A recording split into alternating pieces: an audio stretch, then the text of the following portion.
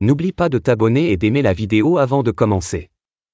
Dans un village reculé de la Guinée vivait Baba, un homme simple. Pauvre, oui, mais travailleur. Il vivait dans une petite maison en terre rouge, entourée d'une clôture faite de boue séchée.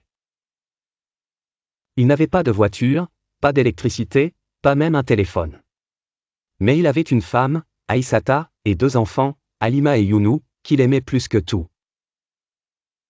Chaque matin, il quittait la maison avant le lever du soleil, avec son vieux fusil et un espoir silencieux de trouver un animal à chasser.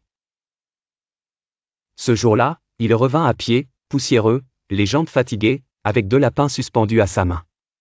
Ses enfants coururent vers lui, comme d'habitude, hurlant de joie. Mais ce soir-là, quelque chose était différent. Assis autour du feu, alors qu'Aïssata préparait le repas, Baba gardait le silence. Il regardait ses enfants rire, puis son regard se perdit dans le feu. Après un long moment, il parla. Vous savez, j'ai grandi sans père. Il était là, quelque part, mais il ne s'est jamais soucié de nous.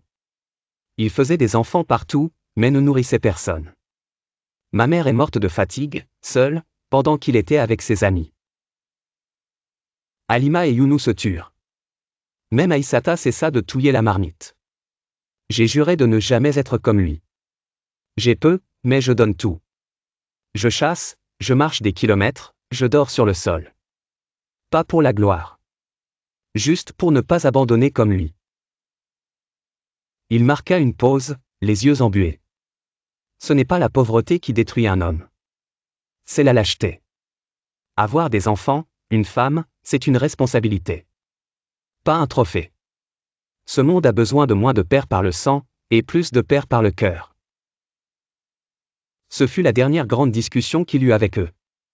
Quelques mois plus tard, Baba mourut d'une maladie qu'il avait cachée pendant longtemps, refusant de dépenser le peu qu'il avait pour lui-même.